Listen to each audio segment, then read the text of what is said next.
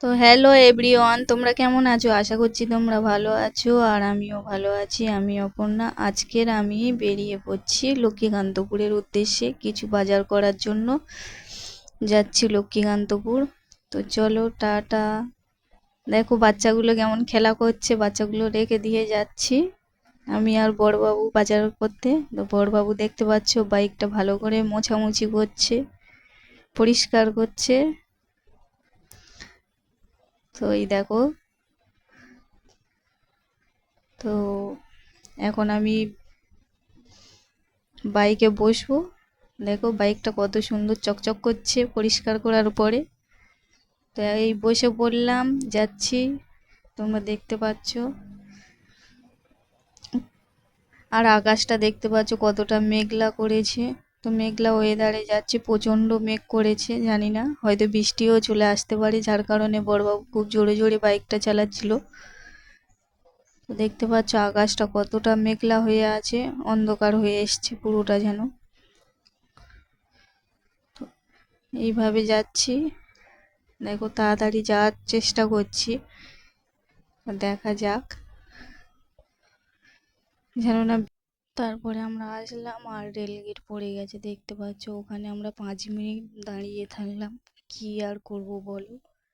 তো ট্রেনটা চলে গেলে তারপরে রেলগেটটা খুলবে, আমরা তারপরে তো যাব, তার জন্য আমরা দাঁড়িয়ে আছি তো রেলগেট পার হয়ে এই এসছি। বৃষ্টি শুরু হয়ে গেছে, দেখতে পাচ্ছ। তো বৃষ্টি আসার কারণে একটা দোকান দেখে আমরা দাঁড়িয়ে পড়লাম, কিন্তু দোকানের জায়গাটা ছিল খুব সংকীর্ণ জায়গা, তো যার কারণে গায়ে বৃষ্টি লাগছিল। তো তবুও যাওয়ার কোনো উপায় নেই, ওইখানেই দাঁড়িয়েছিলাম। আর বাইকটা দেখতে পাচ্ছ জলে ভিজে যাচ্ছে। তারপরে প্রচুর জোরে বৃষ্টি এলো, বৃষ্টি হচ্ছিল। আমরা ওখানে 1 ঘন্টা দাঁড়িয়েছিলাম। তো গায়ে বৃষ্টি লাগার কারণে আমরা ছাতাটা খাটিয়েছিলাম, যেহেতু অল্প সংকীর্ণ জায়গার মধ্যে দাঁড়িয়েছিলাম, তো তার জন্য ছাতাটা খাটিয়ে নিলাম। নেয়ার পরে ওখানে 1 ঘন্টা দাঁড়িয়ে আছি। আর দেখতে পাচ্ছ একটা দাদু কতগুলো ছাগল নিয়ে যাচ্ছে, বৃষ্টি হচ্ছে। তারপরে বৃষ্টি থেমে যাওয়ার পরে আমরা আবার রওনা দিলাম। তো যাওয়ার সময় মনে পড়লো, যেহেতু বড়বাবুর দিদিমার প্রচণ্ড শরীর খারাপ, তাই ভাবলাম আমরা যেখানে বাজার করতে যাচ্ছি লক্ষ্মীকান্তপুরের কাছাকাছি, যেহেতু মামা শ্বশুরের বাড়ি, তো ভাবলাম দিদিমাকে দেখে তারপরে আসবো। তাই চলে এলাম, ভাবলাম আগে দিদিমাকে দেখে আসি। তাই লক্ষ্মীকান্তপুরে বাজার করার উদ্দেশ্যে যাচ্ছিলাম, মনে হলো দিদিমাকে দেখে আসি, তাই মামা শ্বশুরের বাড়ি চললাম। আসার পথেই বাজার করে ফিরবো। তো যাচ্ছি এখন। দেখতে পাচ্ছ বৃষ্টি হওয়ার পরে চারপাশটা কতটা ভিজে ভিজে ভাব, প্রচণ্ড বৃষ্টি হয়েছে তো চারিদিকে হালকা হালকা জল জমে গেছে, খালাগুলো।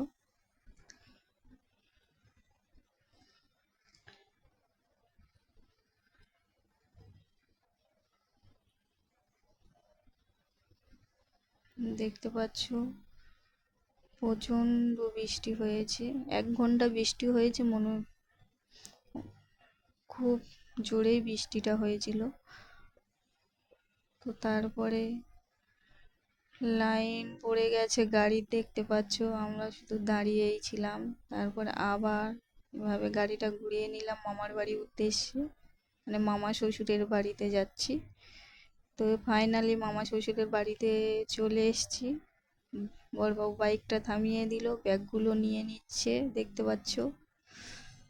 তো এবারে যাব মামা শ্বশুরের বাড়ি, ঢুকবো।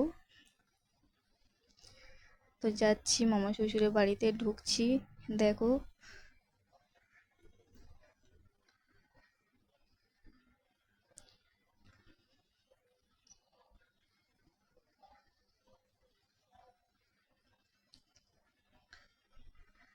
বুঝতে পারছো গ্রামের রাস্তা তো প্রচণ্ড স্লিপ করছে, তো আস্তে আস্তে করে যাচ্ছি। এই মামা শ্বশুরের বাড়িতে ঢুকে পড়লাম, পাচ্ছো, এসে বসে পড়লাম। তারপরে মামি শাশুড়ি চা আর বিস্কুট দিল, দুজনে খুব আনন্দ করে খেলাম। খাওয়ার পরে দুটো ডিমের অমলেট করে আনলো, তো দুটো ডিমের অমলেট খেয়ে 1 ঘন্টা বসেছিলাম কখন দিদিমা আসবে। তো তারপরে ফাইনালি দিদিমা 1 ঘন্টা বাদে আসলো। তো দিদিমার সাথে দেখা করলাম, কিছু কথা বললাম, বলার পরে আবার আমরা বেরিয়ে পড়বো। তো দিদিমার সঙ্গে কিছুক্ষণ কথা বলছিলাম। তো দিদিমা আমাকে বললো বসে আমার সঙ্গে কিছু কথা বল। কথা বলার পরে দিদিমাকে দেখার পরে আবার বেরিয়ে পড়লাম। তো এখন আসছি বাজার করব, তো বাজার করে বাড়িতে ফিরবো। তো চলো, আর কিছু বললাম না, দেখতে পাচ্ছ বাজার করে ফিরছি। তো বাজারটা আমি তোমাদেরকে দেখালাম না, যেহেতু তখন ঝিরিঝিরি বৃষ্টি পড়ছিল, তো যার কারণে আমি ক্যামেরাটা ধরতে পারিনি। তো কি কি বাজার করলাম বাড়িতে গিয়ে তোমাদেরকে দেখাবো। চলো, এখন ফিরছি বাড়িতে বাজার করে। তো বাজার করে কি কি বাজার করলাম তোমাদেরকে দেখাবো। দেখতে পাচ্ছ কতটা ভিড় হয়েছে। তো ফাইনালি বাড়িতে চলে আসলাম। দেখো আমি কি কি বাজার করেছি। আদা রসুন নিয়েছি, ঝিঙে, পেঁয়াজ,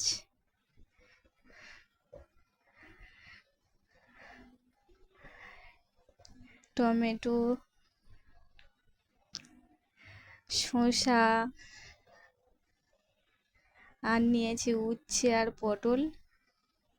আর ভুসিমাল বাজার করেছি সয়াবিন, সর্ষের তেল, 5 ফোড়ন, শুকনো লঙ্কা, মুসুরির ডাল, লঙ্কার গুঁড়ো, হলুদের গুঁড়ো, আর লাইফবয় সাবান, তেজপাতা, মটর, আর একটা আলুর বস্তা নিয়েছি দেখতে পাচ্ছ। তারপরে বাচ্চাদের জন্য দুটো আর্ট পেপার ও আটা নিয়েছি।